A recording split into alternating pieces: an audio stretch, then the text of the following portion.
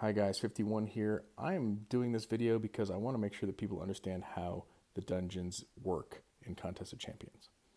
So the dungeons are a whole extra facet of the game. It's outside of arena, it's outside of quest, it's outside of alliance material. The dungeons are their own sort of animal. They only show up for the last week or so of the month, every month, and each time a dungeon pops up, it will be listed as having two classes. So right now it's a tech and a science. See how it says tech and science?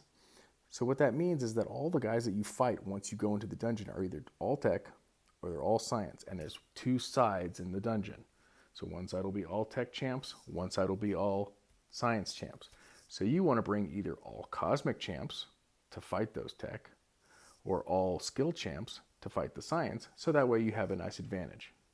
If you don't have a lot of those champs, then you just want to bring your strongest and best champs so that you can get through as many rooms of the dungeon as possible. So I'm showing you and just kind of scrolling through some of the rewards that you can get. Kind of like some of the solo events and things, there are milestones that you can reach by clearing certain numbers of rooms and getting a certain number of points. So the stronger champs that you put in, the stronger dungeon you can go into.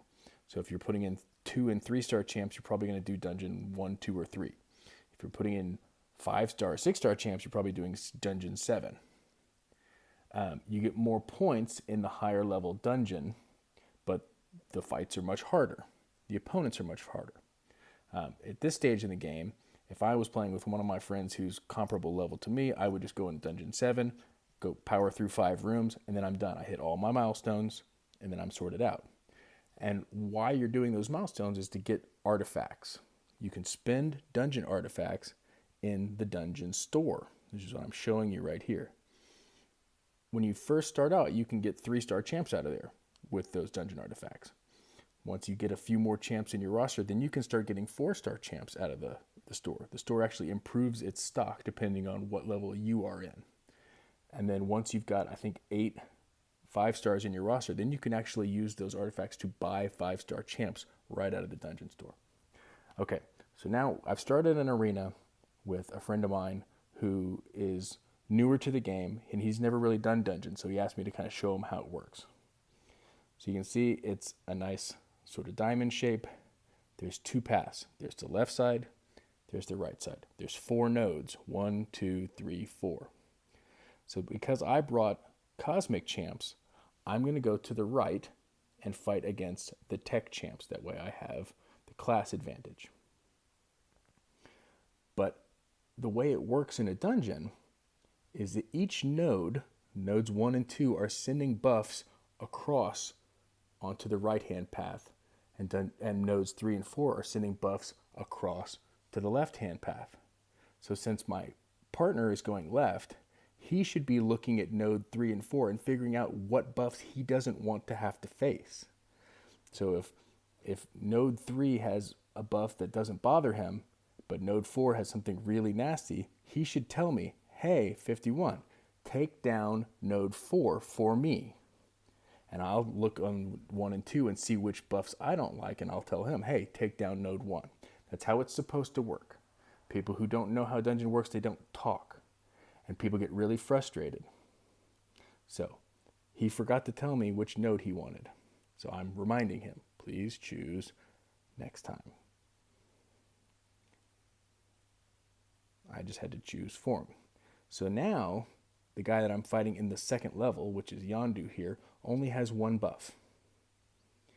If my partner hadn't cleared the node I told him to, there would have been 2 buffs on Yondu, and it would have been a harder fight. And because he cleared the node that I told him to, Yondu's buff is something that doesn't really bother me, and I have no problem fighting against it. So you kill Yondu, move on. You always then want to wait. Do not attack the boss until both of that level are clear. So if my partner wasn't done with his fight, I should not go attack Spider-Gwen until he's done. Or Ghost until he's done. Since we're both done, Ghost has no buffs. In fact, she has a degen buff on her. So she's losing life just by being in the ring with me. On top of that, I actually get life back for every hit that I put on her. So when you're doing a dungeon right, the boss should be a way for you to heal up your champs. So you look at your partner and you look at your roster and you see who needs the most help health-wise, and you let that guy fight the boss. Okay. So what you might have also just seen there was what's called a friendship bonus. So if you clear a certain number of rooms with a person who's in your contact list, then you actually get a friendship bonus. And the friendship bonus is not bad. I mean, I just got like 300 5-star shards just from doing 5 rooms with my friend Fizz here. So, okay, now I'm telling him he should take out node 2. I'm looking at what 3 and 4 look like. He's getting it. Please take node 4, because he doesn't want to have to fight node 4. Communicate, communicate, communicate. Now here's the thing. The chat in Dungeons is notoriously buggy. So if you ever type something and you can't see what you just typed, go ahead and exit the app and restart it, because you can't tell what they are hearing and what they're not hearing. If your partner doesn't know what you're saying, then they're just going to sit there and wait for you. And then there's a timer in Dungeons, so it won't work. So, okay. Take care of Rocket here.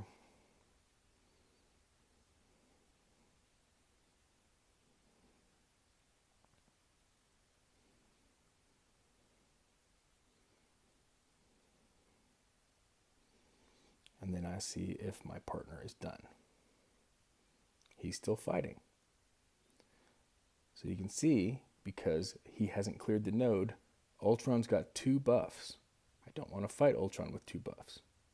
I would much rather fight him with 1 buff. See? Now he's just got this transducer. That doesn't bother me. So this shouldn't be a hard fight unless I just happen to mess it up. I am using 3 stars here. Medusa is always great for fighting against robots, because once she gets the armor shatter, they no longer gain power, they can't evade, they can't do anything. They're pretty much dead in the water. So if he had actually survived that, it wouldn't matter. The fight would have been over. Okay.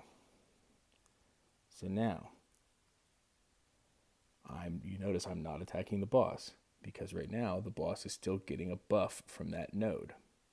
If you have to kill the boss, or you have to fight the boss while it's still got a node up, it basically reverses the advantages that you get once the nodes are down. So I'm asking him to heal up by fighting the boss,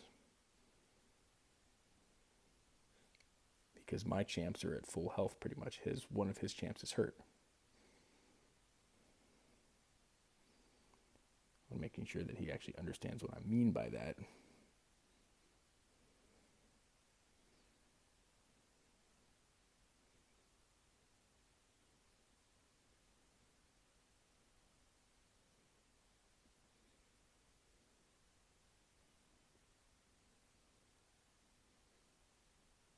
Communicate, communicate, communicate.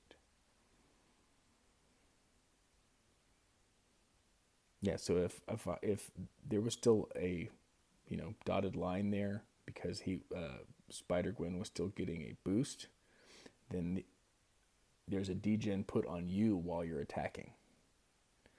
And it's a pretty nasty one. So you have to win those fights pretty quick or you die.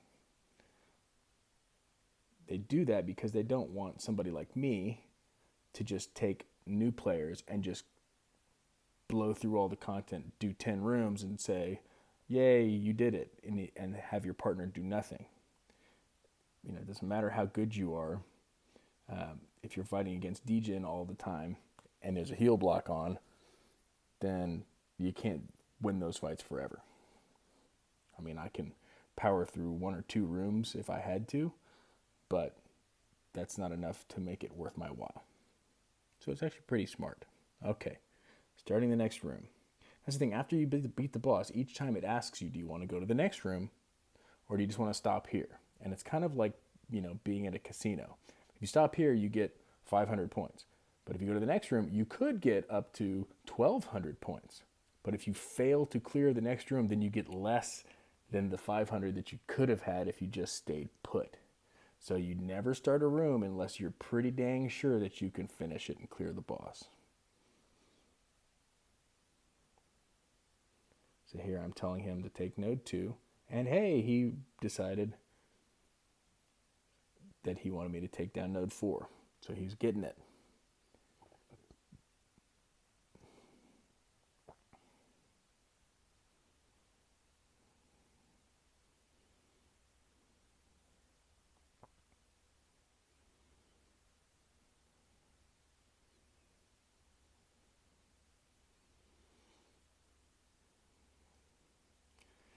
Phoenix, if you've never really messed with her, she's actually great for dungeons because if she gets down to 0 health, she revives and gets a big regeneration. So she's quite handy for these things. And then just for general fighting style, you want to hit with heavies, build up those Phoenix charges. Those turn into Furies. Get enough Furies on, then every hit will lay an Incinerate on your opponent. So, yeah, it's not that bad.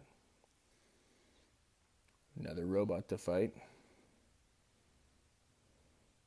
But right now there's still 2 buffs up because my partner hasn't cleared the node. And as you get into higher dungeon levels, dungeon 4, dungeon 5, dungeon 6, then each one of those nodes actually has multiple buffs, 2 or even 3 buffs coming off of it. So it can make or break the fight. If you pick the wrong node to take down, it might become impossible to beat the next champ that you have to fight. So be smart about it. Look at who you're fighting. And, like if there's certain champs that already have like an auto block or something like that, then you don't want to have a chance that they get, stun immune, because that might make it a much harder fight. So just think it through as best you can. Figure out which types of buffs that you can live with and make sure that the ones that you can't, to the best of your ability, you're getting your partner to clear those out of the way for you.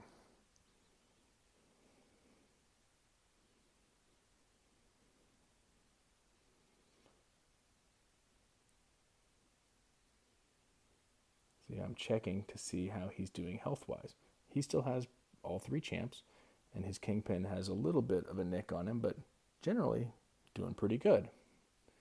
That's why I offer him, do you want the boss?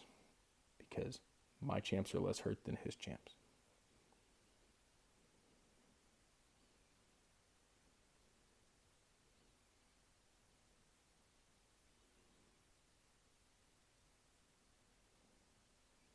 And he understands that now. So he's going to try to heal up by fighting with Kingpin. Because it's 1% heal for every hit that you put on the opponent. So if it takes 25 hits to kill the boss, then you just got 25 life if you have a perfect fight. That might be the difference between whether or not you do another room.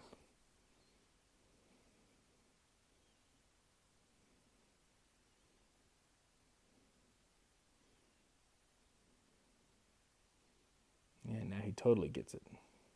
That's what I was going for. This is the second time that I've done a dungeon with this partner. The first time it was pretty hopeless. He wasn't even writing anything because he didn't understand at all the concept. I kept saying take down node 2, and he was like, okay, and he would just go. I'd say, okay, well, which node do you want me to take down? And he's like, oh, I thought you wanted me to take down node 2. It's like, yes, so you tell me 3 or 4, and he just didn't get it. Now he gets it.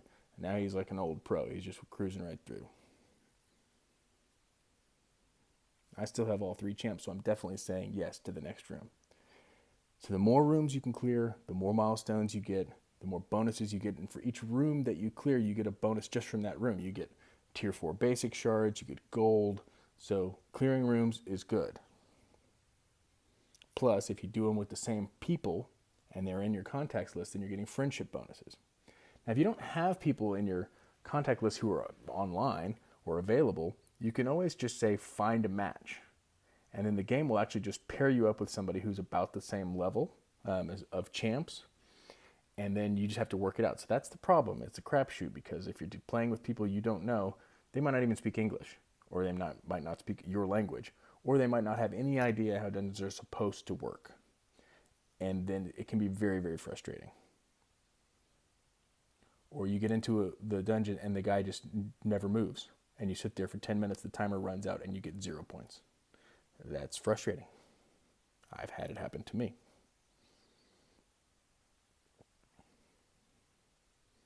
I think I've only got about a minute left. I don't just keep going and going and going, because actually my video was interrupted. But this one is interesting because I was kind of playing with Nick Fury, because this is a duped Nick Fury, so I wanted to get his life model decoy thing going. So I got him down to like 0 health, but then before I died, I actually beat my opponent, which means that my partner totally gets it, because then he offers the boss to me. Hey, your Nick looks pretty hurt. Do you want the boss? Of course, Nick doesn't need that because he can heal himself, but that means he totally understands the dynamic, the communication, and the nuance. So, Viz, old pro at dungeon now. So good deal.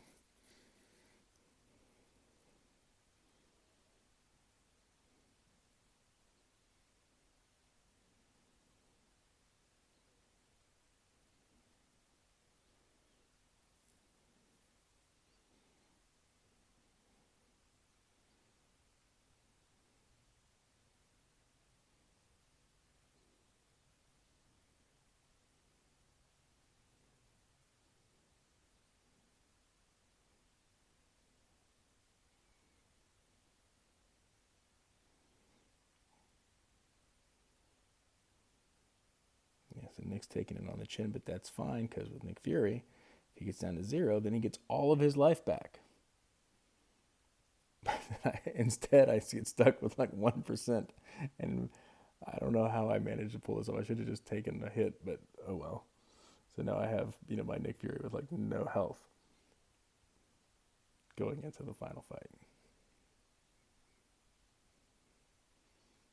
But I don't need the boss, because Nick will heal himself.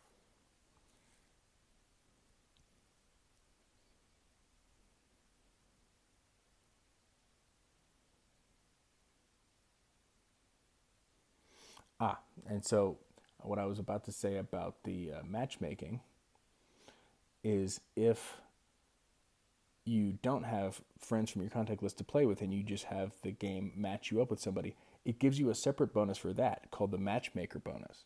And those are actually pretty nice too. So it actually behooves you to do both. Do some rooms with friends, do some rooms with strangers. Just the strangers can be really frustrating. Here's me explaining that Nick doesn't need it. And that's pretty much the end of this. So hopefully this is helpful. Hopefully this explains a little bit about how dungeon works. Good luck and happy dungeoning.